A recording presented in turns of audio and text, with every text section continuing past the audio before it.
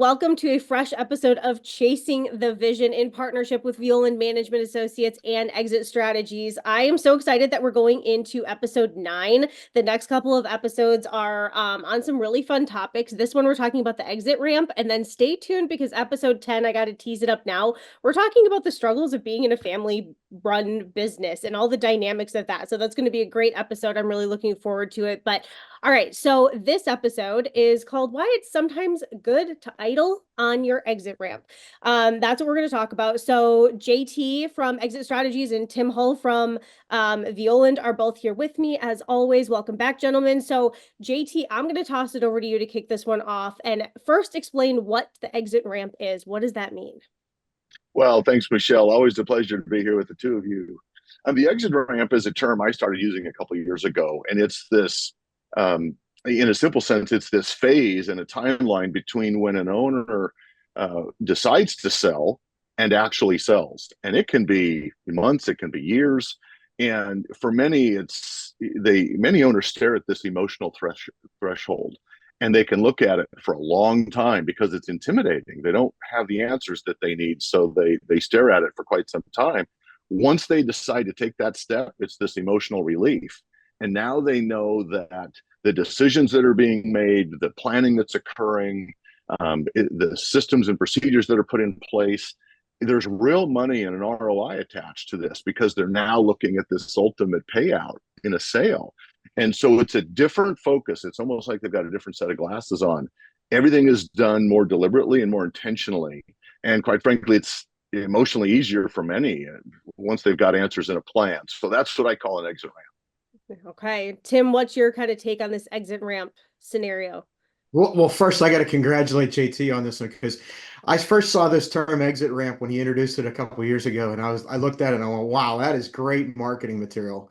But it's so true. It's a very fitting title for exactly what you just described. That kind of that space between when you think you might want to sell the business or at least exit the business and when you actually do. And there's a lot of stuff that goes on there.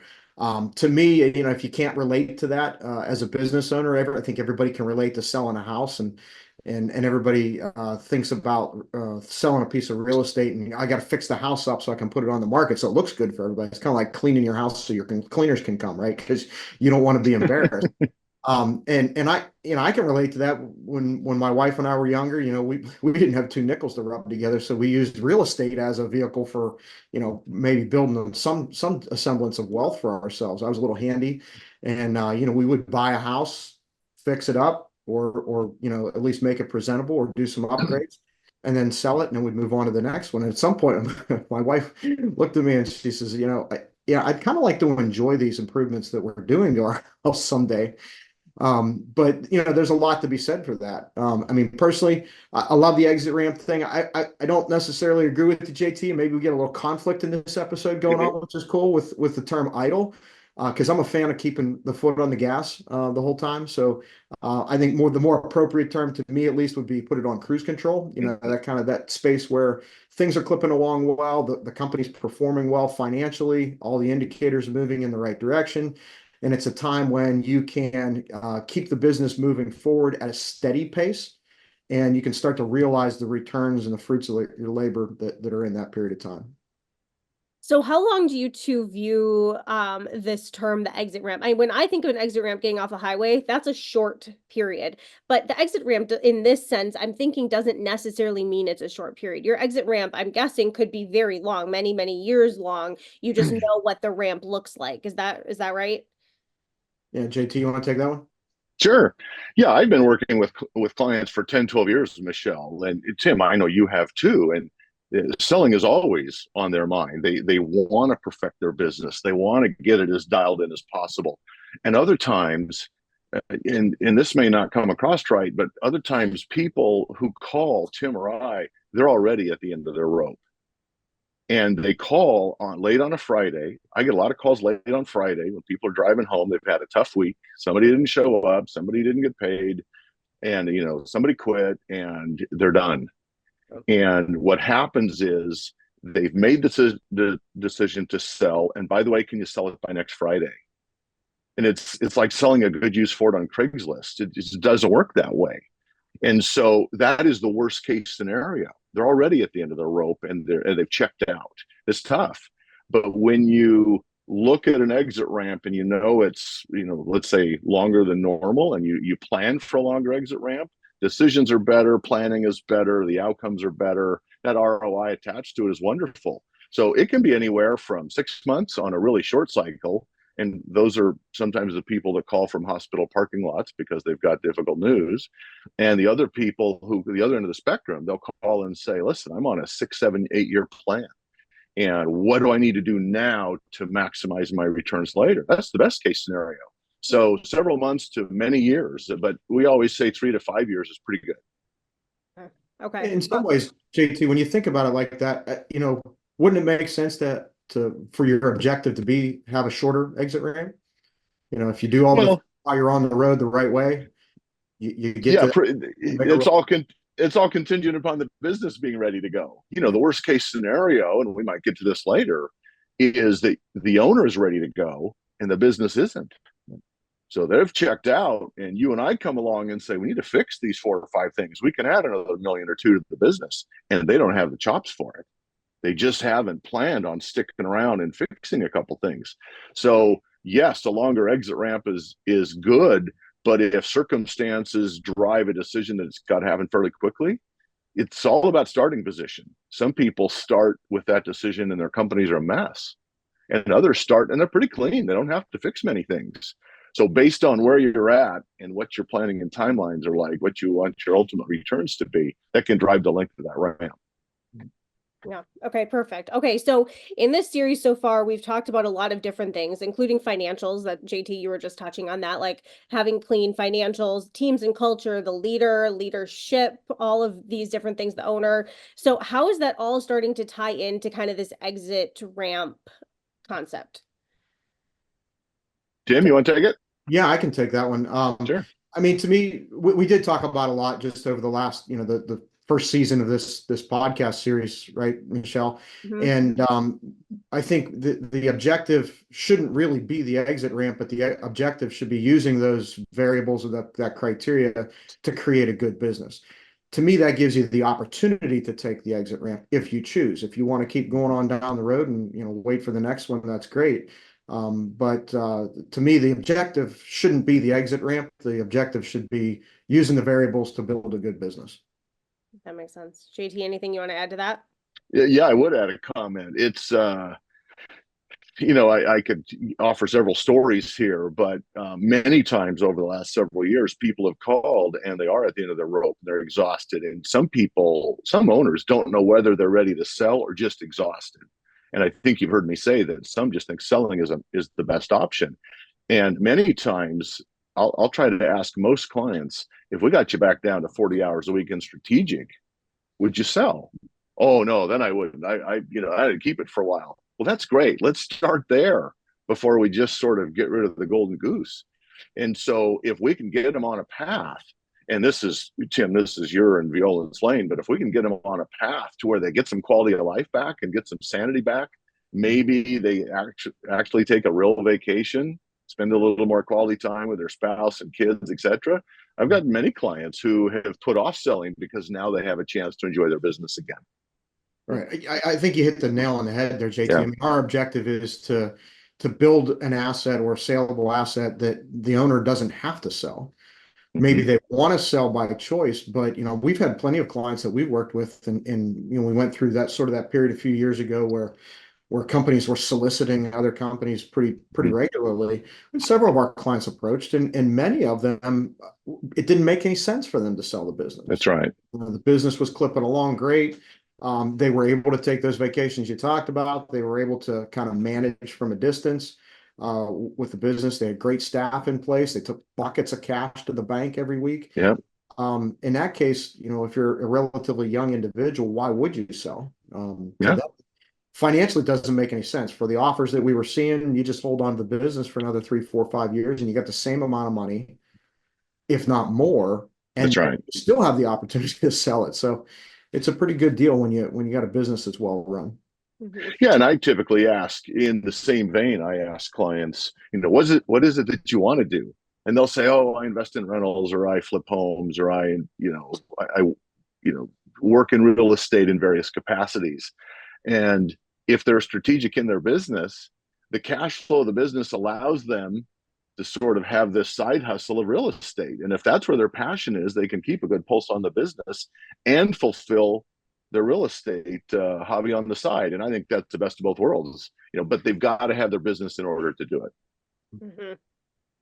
Yeah, okay. So that segues perfectly into Tim. I'm going to toss this one to you first. Talking about what it looks like to clean up a business. Like if somebody decides, okay, maybe I want to sell down the road, but it involves some cleaning up. How long does that kind of clean up phase look like before you really can exit?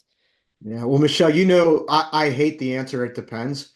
Yeah. Um, and so, unfortunately, this is one of those scenarios where the length of time to quote unquote clean up a business to the point where it is healthy and running, the way it should, really depends on the state of the business when we see it. And sometimes it can take a matter of weeks or months, and other times it can take years. But it all depends on what you find when you get in there. I would say at a minimum, a lot of it has to do with the effort of the Mm-hmm. ownership and the management team that's there. How much are they willing first to put forth, and how much can they afford to invest in doing the strategic things necessary to get the business to where it needs to be? As much as we'd like to say there's a magic pill or a light switch you can flip on or off to make things happen, it still requires effort. What our job as advisors is to do is to bring these things to light, make recommendations to the clients, and then provide the guidance and support for them to implement the change. That's relatively cost effective when you look at it at the end of the day. I mean, it's a pretty good deal actually, to have a plan that somebody else develops for you. Actually doing it is a different story. You still need the time to invest. So a lot of it has to do with just the pace of change that the owner is willing to tolerate. Yeah, that makes sense. How often do you, both of you run into somebody who's ready to exit and doesn't want to clean things up, does not care about that extra valuation, is just like, I get it, I don't have it. JT, you hinted to that earlier. Sometimes people come to you and there's like, they don't have it and they don't want to try to do it. How often does that happen? And what are some of the reasonings behind not wanting to clean it up? Well, I'll touch on it first, then kick it over to you, Yep. Tim. The reasonings also, I think they're directly tied to the severity of what needs to change. I mean, Tim and I have looked at companies that flat out aren't sellable. They're just not. These things have to be changed. And there are other things that might add 100,000, 200,000, 500,000 to a business, and it might take 6 months to fix. Well, if it's a $1 million business and we can add 500,000, that's one thing. If it's a $20 million business and we can add 500,000 or $1 million, may not be worth their time and effort. So it has to do with the value of time for that owner and what the next 2 or 3 years look like. But it's got to be, they have to be personally vested in making that work. I mean, will I sell a $20 million business that needs a little work? Sure. Would I like to sell a $25 million business that's perfected on most every level? Absolutely. There isn't a wrong answer. This is really in the eye of the beholder, and whether that, if there's any ROI attached to that effort. And the ROI isn't necessarily funds. It doesn't have to be money. It can just be time with the grandkids, or taking that ultimate vacation, or getting to that bucket list that they haven't been able to get to for 20 years. So complicated answer for sure, but definitely one that owners should be considering, because if it's not being considered at all, it's going to be ignored, and that's a tough place to be. Yeah. Yeah, I really think there's two things going on there, JT. With regard to Michelle's question about do we ever run into owners that, money isn't the issue, or I don't really want to fix anything. To me, I think there's probably some circumstances going on there that may be unique to that individual. Mhm. Maybe it's their second or third or fourth business, and money isn't a factor. I just want to unload this thing for whatever reason, or I've got some headaches that I need to get off my plate, or I've got life-changing events that I need to tend to. Mm-hmm.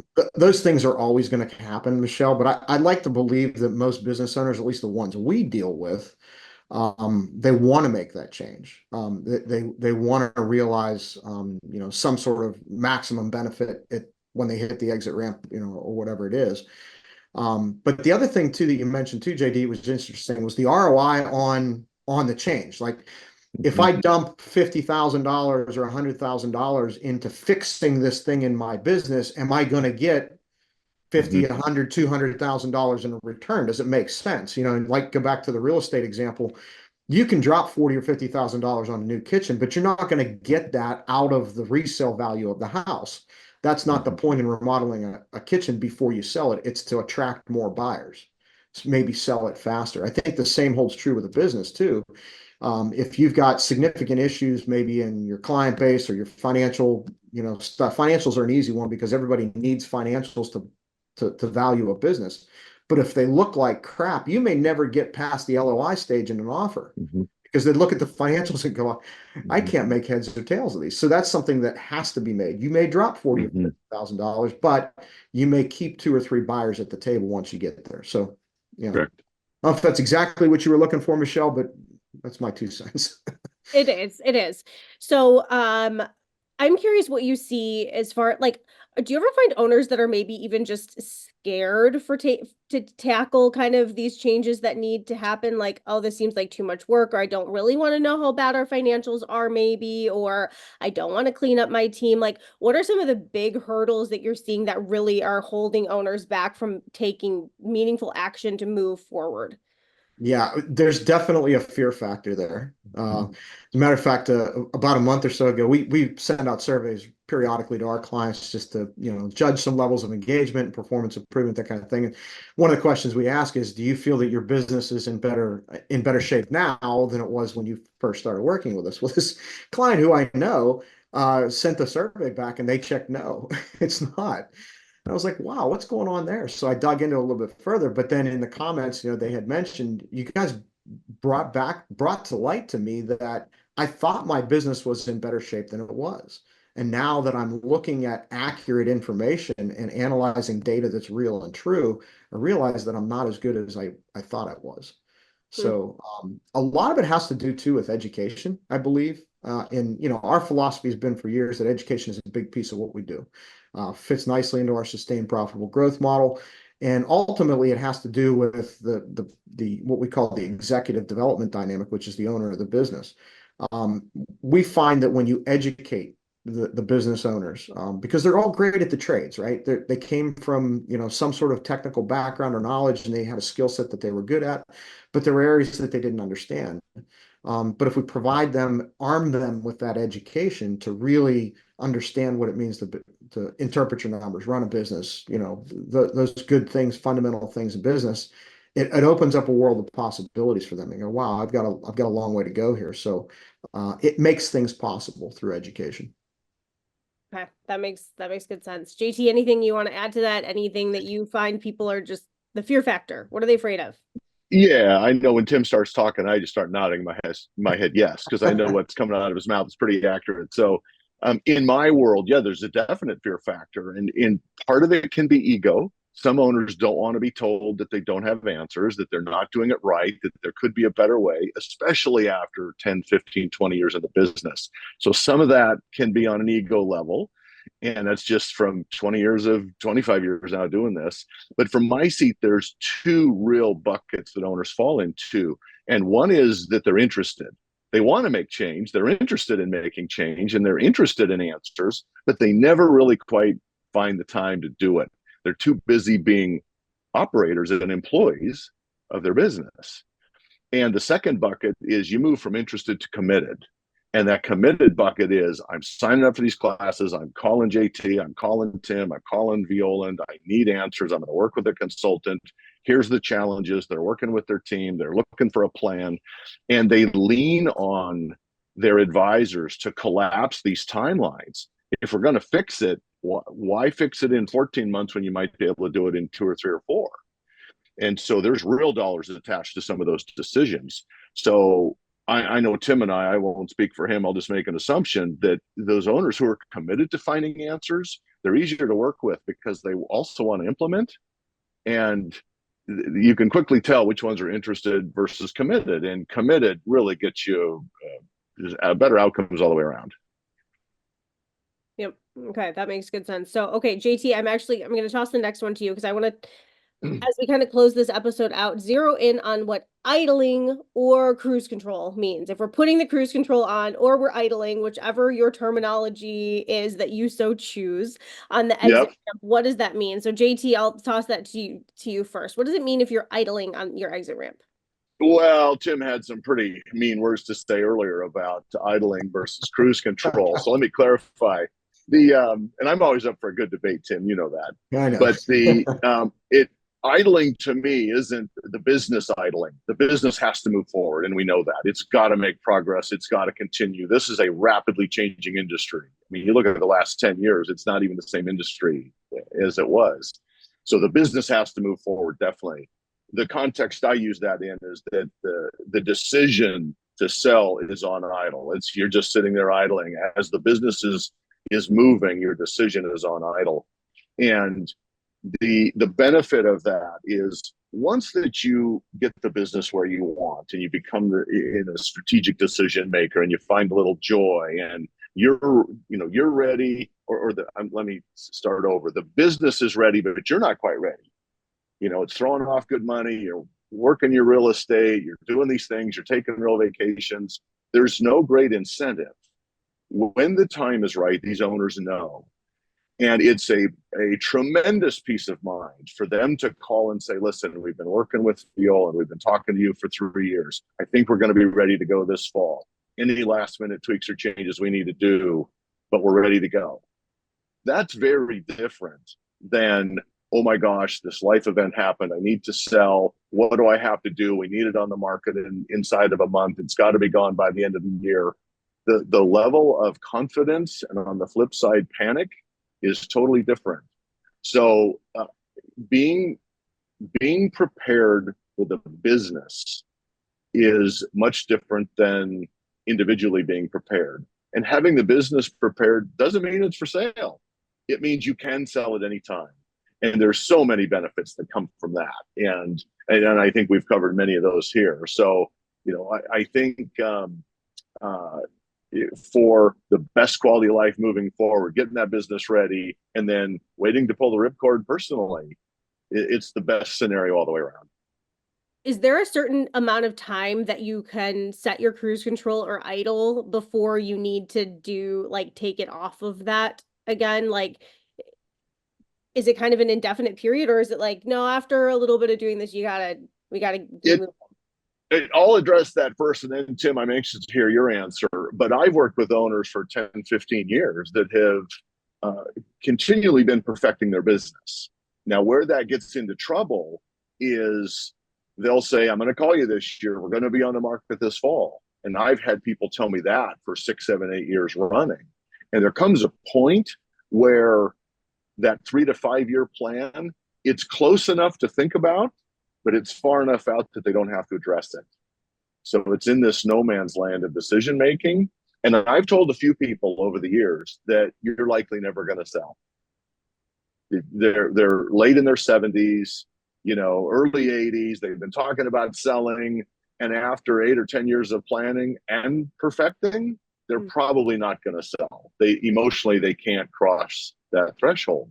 And their comfort zone is being at work at their desk. And that's totally fine as long as it's done intentionally. Okay. Tim, what's your kind of input on this cruise control phase? How long is it? What does it look like? Yeah, as you were talking about all that, JT, I was picturing the latest commercial that has been out for Carvana, where it's the husband and the wife is infatuated with the selling their personal vehicle, and that she's got the app and she's tracking the value of the app, and she's waiting. She's going hold and he's saying sell, and she's going hold and she waits for the like press the button. But I think at the end of the day, that's what you're looking for, right? You're looking for maintaining a business that could be sold at any moment. And then when you're ready to pull the trigger, you pull the trigger.